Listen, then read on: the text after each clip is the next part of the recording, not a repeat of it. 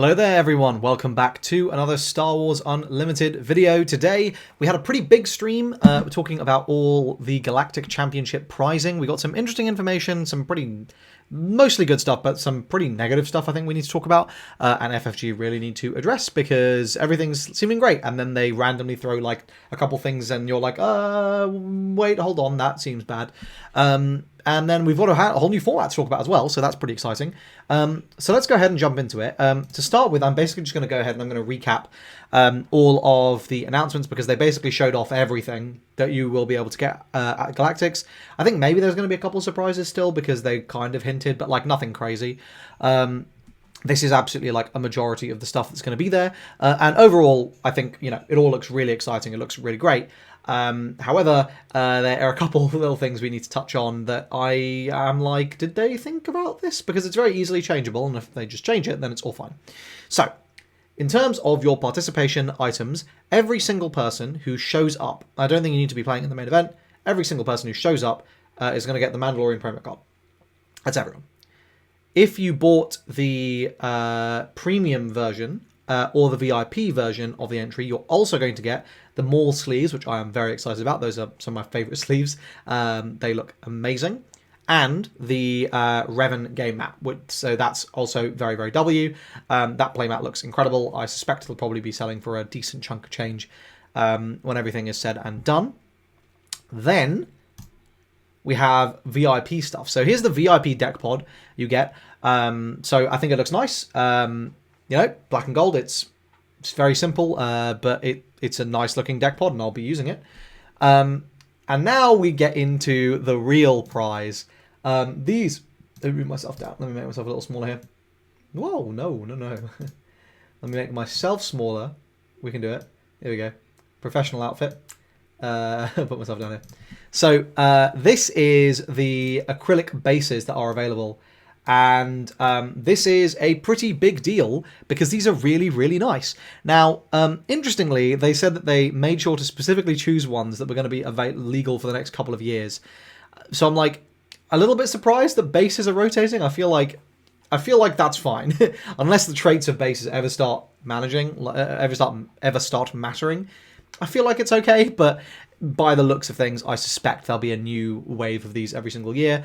These look amazing. The artwork on them is incredible. I love that they are, you know, still interacting with the actual framing of the card, and I love that it's got the little VIP thing underneath it just to highlight that you spent a lot of money.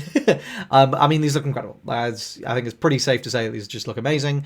They're evergreen, and I'm really happy that I've got a set of them. I'm very curious to see what the secondary value of these ends up being. I'm expecting it to be quite a decent chunk of change. Okay, next we got a very pleasant surprise.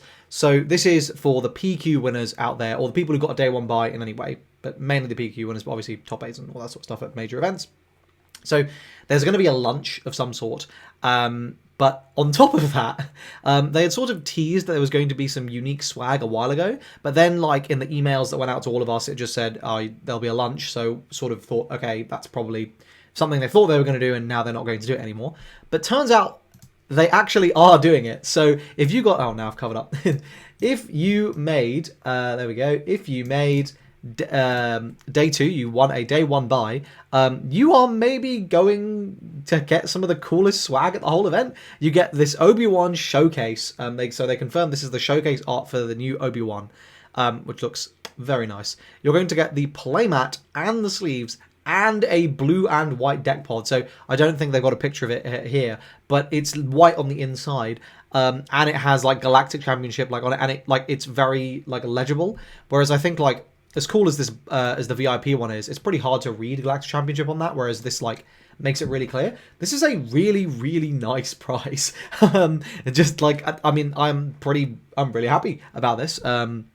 You know, my deck pods I have are yellow and green, so I'm also getting blue and black, which I didn't own anyway, which is a pretty nice win for me. But yeah, this is a super nice surprise. I'm obviously really happy to be getting these. Obi-Wan is one of my favourite, if not my favourite character in all Star Wars, so yeah, just a huge win for me. I'm not sure if this will replace my high ground playmat. Probably won't, but it is very, very cool. So there's something for the day one buy people.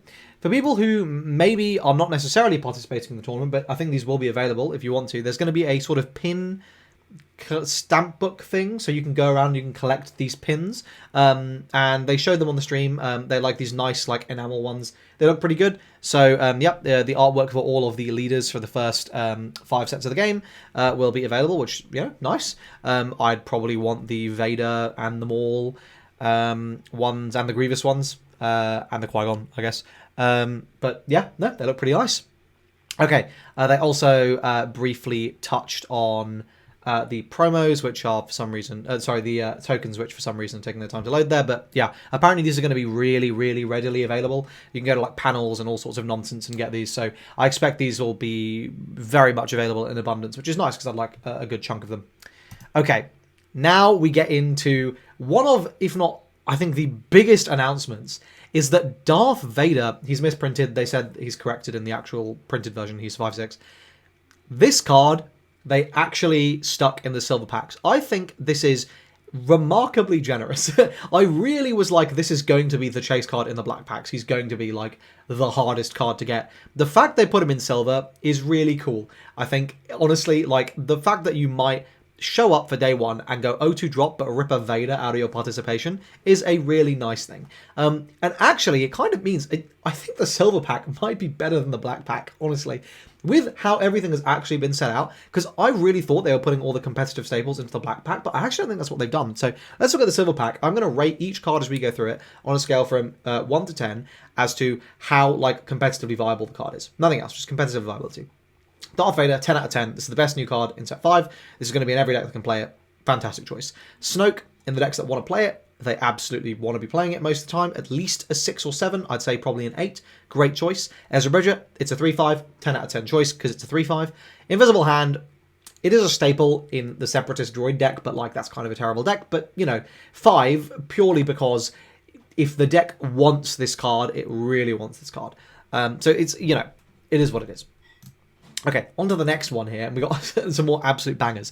So Obi-Wan Kenobi, another 10 out of 10 choice. Every single green, there's going to be everywhere. 3 copies, like all over the shop. Leia Organa, I'm not sure how good this card is going to be. I think it really does have potential because it's a 5/5 for 5 in space, which is not awful.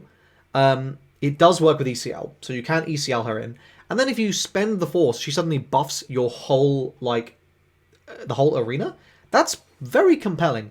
So, I don't know. I need to see how good this ends up being. It seems a little bit too combo-y. I'm not convinced we'll be having boards wide enough to make a huge amount of use out of this, but definitely potential, and the artwork on it is fantastic. If nothing else, the meme potential of this card is very strong. So, I'm going to say 5, just to be conservative. I think it's Leia, so that will drive up demand a little bit, but also we're not sure how good it's going to be, but the artwork is really good on it, so I'm going to be a bit conservative.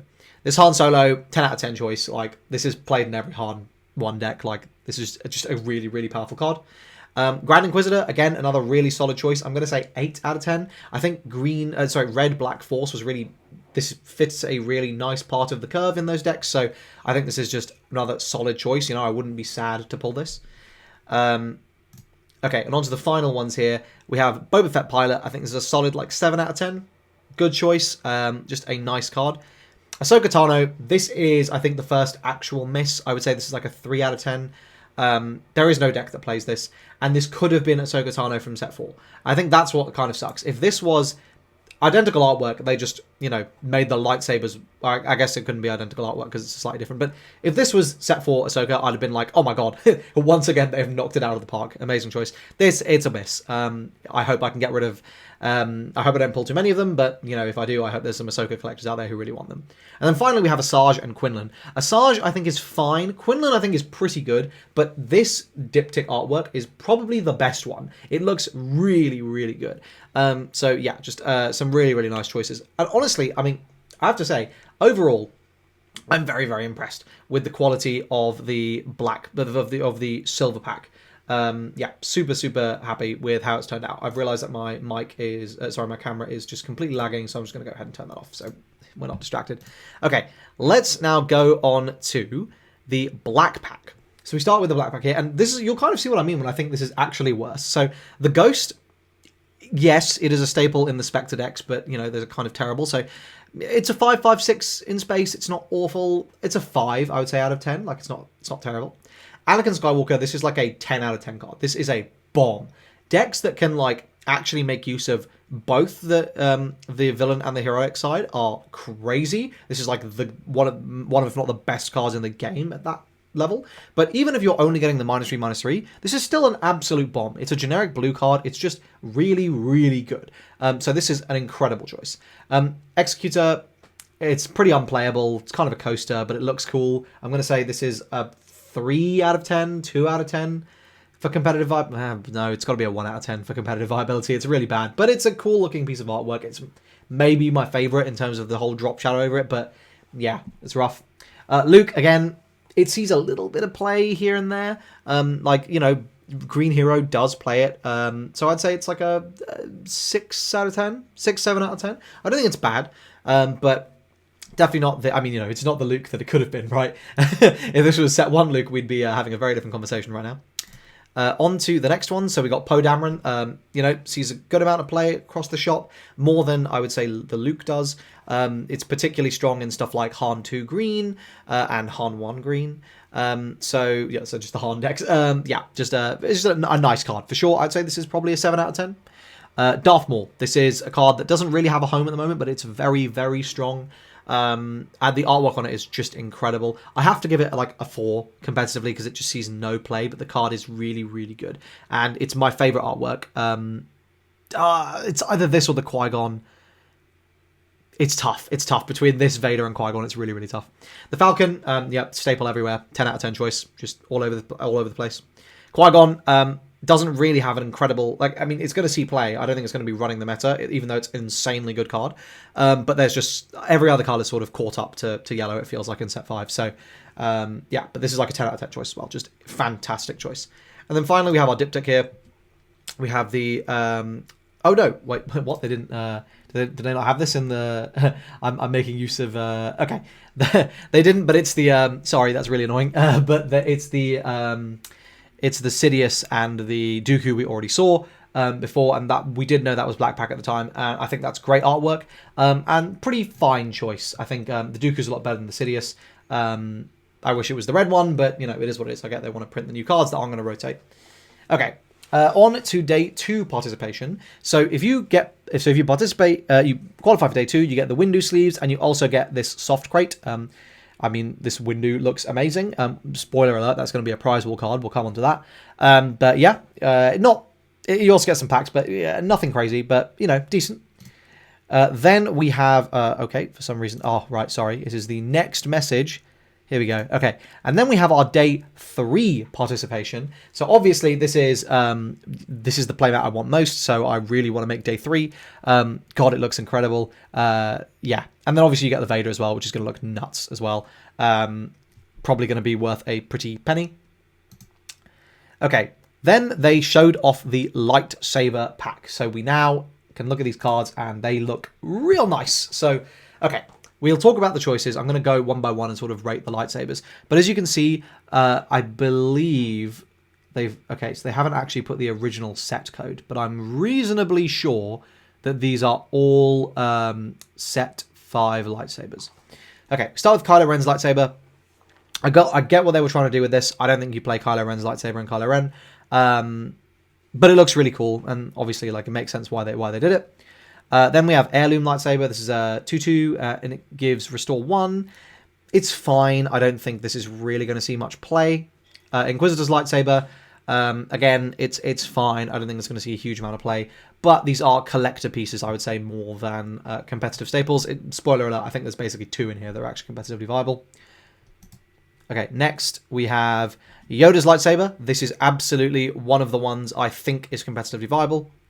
So this is use the Force and heal 3, and it's +3/+1 for 2. I think just being able to heal is just really, really nice. And yeah, I didn't really comment on it, but I love the frame. I love that the text box is off to the side. Like it's really like meant to frame the actual lightsaber. I like there's a different background for them. I think these look really, really cool. I don't know if we'll ever see this treatment again, but I think they look really nice. Then we have, and I think what they've done is they've done a green black and a green white So they've sort of gone by aspect, right? So they've done a hero and a villain version for each of the aspects, and then there's a generic one at the very end. It's a corrupted lightsaber. It's fine. I think it's particularly good. Night Saber, this one is also maybe better. It's +3, +2 for 2, so it's a bit above rate, but it has to be attached to a Jedi, so again, a little bit iffy. Sorry about that. Here we are. So the last 3 options are Corrupted Saber. Do they show Corrupted Saber twice? Am I crazy? I think they may have shown Corrupted Saber twice. I feel like they have. Interesting. Okay, so I think they've made a mistake, and they haven't actually announced whatever the yellow-white one is. That's quite funny. Okay, well, whatever the yellow-white one is, I'll let you know what that is. And then, oh, sorry, Qui-Gon's lightsaber. So which one have they missed? They've missed one of them. They've missed. Okay, well, so Qui-Gon's lightsaber. It's fine. And then constructed lightsaber, which I think is absolutely the best one of these, just because it's really generic and it actually sees play and it's a legendary, which is always nice. Which one have they missed? That's piqued my curiosity now. So they've done all of yellow. Oh, okay, it must be a red-black one, because I don't think they did. They've done blue, white, blue, black, green, green, yellow. Okay, yeah. So they haven't showed whatever the red-black one is. I can't quite remember off the top of my head if there was a red-black upgrade in the set. I don't think there actually was. So I think it would probably be Vader's lightsaber, if I had to guess, is probably it. But they actually, yeah, that's quite funny. Lol, little goof there, but we'll see it eventually, I'm sure. Okay. On to they quickly down to the top pricing. So if you make top 32, you're also going to get a full set of Black Pack promos. I think top 16 was you get a full playset, and then top 8 you get this nice deck pod plus these sleeves plus like a bunch of other stuff. But the deck pod's pretty cool. I don't think it looks that good, you know, guys. Like, I don't know. I feel like for something like I don't know. I feel like you could have said Galactic top 8 on it, make it clear that you're really good at the game. I don't know. I guess it says it on the playmat, but I don't know. It's fine. It's whatever. We've seen the day 3 participation, and then finally we have our prize wall information. So here we go. We can see the remaining prize wall cards. So we have our diptych here, the Rey, Kylo. This looks so good. It's so sad that these cards are really bad. I mean, I don't know, like, it's so weird because Kylo is an uncommon and historic, and it seems like recently uncommons have basically all been insane, but I just can't believe a 2-drop 2/3 overwhelm with an upgrade, use the Force draw is actually going to be that good. Maybe that is actually wrong, and maybe this guy ends up being a total staple. Rey is cool, but probably not incredible. Razor Crest, fine. Again, like it's an okay card, but it's nothing insane. Super Laser Blast, huge W choice, really nice. And then of course Chewbacca, incredible choice again. Director Krennic, absolutely amazing. Mace Windu, probably the best new card in the promo pack. I would say it's probably like they kind of started off showing some of the best ones. But yeah, Mace Windu is just an amazing card, super good. And then Shin Hati, again, this is another really solid card. Hidden Shielded 4/2 3 for 3 in yellow. It's just a really solid card, and the artwork on it is absolutely fantastic. They also showed off a bunch of playmats, but the big ones are these are of brand new artwork. So we have the diptychs, which obviously these playmats look absolutely incredible. I want all of them. And then they also showed then they also showed off a bunch of other stuff like sleeves and all that sort of stuff, but none of that is, I think, worth spending a huge amount of time on. So that is all the prizing. Quick little reboot, we're back. Okay, so a few things to talk about. You'll notice I didn't flash up the Luke and the Vader showcases, but obviously those are probably the biggest prize for people going to Vegas, and they announced that those are going to be 5,000 prize wall tickets. For those of you who haven't seen all the maths that has kind of been done around getting prize wall tickets, that's a fair few based on the numbers we're currently seeing. Compounding to that, they said something really odd on the stream where they said that the prize tickets were not going to be transferable. Now, this has not been how they've handled prize tickets at any event before, and it's a little bit baffling because I'm not really sure how they're actually going to implement that unless all prize tickets are going to be done digitally, in which case that's going to be a total shit show. So basically, this is just a bit terrible. I think it's fair to say. You have two camps of people going and playing side events, right? You have the people who are going and they're just playing and they're just going and they're going to see how many tickets they earn and then they're going to buy whatever they want. And they're casual and they go home with whatever they go home with. That's one camp. Then you have the hardcore grinders who want to go home with like literally everything. These two camps cannot mix. They are completely at odds with one another. The hardcore grinders are, if they even play the game as out at all, are going to be bringing super hard aggro decks and are just going to be going like go, go, go, go, go, get the games done as fast as possible. I'm trying to get as many tickets as we can. And that is absolutely fine. There is nothing wrong with that. That is how that group of people want to engage with and enjoy the prize wall. Similarly, the casual players who want to go to every single tournament, take a deck they really enjoy, actually play out every single round. There is nothing wrong with that whatsoever as well. They want to engage with the game and enjoy the game, and that is absolutely fine. They're more focused on the gameplay, the other people are more focused on the prize wall prizing. That's fine. The issue is that what they have done is they've created the system that is absolutely nightmarish for both parties. Because if you cannot transfer tickets, or you can't do, like, you know, any of that sort of stuff, then what that means is you're going to have the super hyper sweaty people in the exact same pool as the super casual people, because you can't show up with like your pre-made pot of 8 because they're going to tell you because that doesn't matter, because you can't agree a ticket split beforehand, right? And personally, I don't think there's any issue if you have 8 people and you go, listen, we're going to play the games out, but let's agree right at the outset, we're all just going to split the tickets evenly. That's been absolutely fine at events in the past, I understand, and I see no issue with it in principle. It's hardly collusion, it's just we're going to agree to split the tickets, and that's fine. Those people are not going to want to sit down at a table with someone who wants to sit there and play out every single round and get the amount of tickets that they actually win. So I think there's going to be some serious issues there. I have no idea what's going on with my camera. I'm really sorry. So that's a huge problem. It also means that there's going to be real severe issues with actually getting enough tickets to get these showcases. 5,000 tickets, if you look at the current maths, if you are able to get the maximum number of, like, you basically need to go and win, like, multiple events, multiple side events, in order to have enough to buy one of these prize tickets. Like, you need to win 2 winner boxes, right, to buy one showcase. That's deeply problematic, because the idea shouldn't be that this is a super prestigious prize. The idea should be, yeah, it takes a little bit of effort to get, but you want everyone going home from Vegas with so much stuff they physically cannot carry it. I want to go home with, I want to show up with an empty suitcase and go home with a full suitcase, right? That should be the idea, and this is absolutely not in keeping with that. So they need to sort it out. They really need to sort it out. The last thing I will say, we'll quickly talk about it here, is, I don't know why it is not showing up. We have a brand new format, there we go, which is 3 decks, 1 duel. So we'll quickly talk about this because just it's a format that they are debuting at this event. Basically, all you need to know is you need 3 decks, but you can only have a maximum of 3 copies of a given card across all 3 decks. So that's the first thing. So you're showing up with a bunch of decks. The second thing is, and the usual deck building combination sort of applies. So you can only have a maximum of 1 leader. You can have a maximum of 1 individual base across those decks. The other interesting thing is there is a ban phase. So you play a best of 3, but you sit down, you show your opponent your 3 leader bases, and then at the same time you each choose one of your opponents to ban. They don't play with that one, and then you play a best 2 of 3, and then once you win with one of your decks, it's retired, and then you have to win with the other one. So the idea is you need to win with both of your decks in order to win the game. This sounds really, really fun. I'm excited to try this out. I will see what the prize ticket structure is like for this side event, because I'd like to try it, but if the prize tickets suck, then I'm probably not going to, which is another reason why I think they really need to have a serious think about the way these prize tickets are being done. But there we go. I think this is a super fun format. I'm excited to try it. Who knows if it will become a competitive staple? It could. This definitely has. I don't think there is any severe issues in this being a competitive format outside of the fact that it's a significantly higher buy-in. But I don't think that's really an issue if they run it now and then. But there we go. That's it for this video. I hope you all enjoyed it. If you did, please like, subscribe. Let me know what you think of the Galactic pricing and what you think of their decisions when it comes to all of the prize tickets policies, shall we say.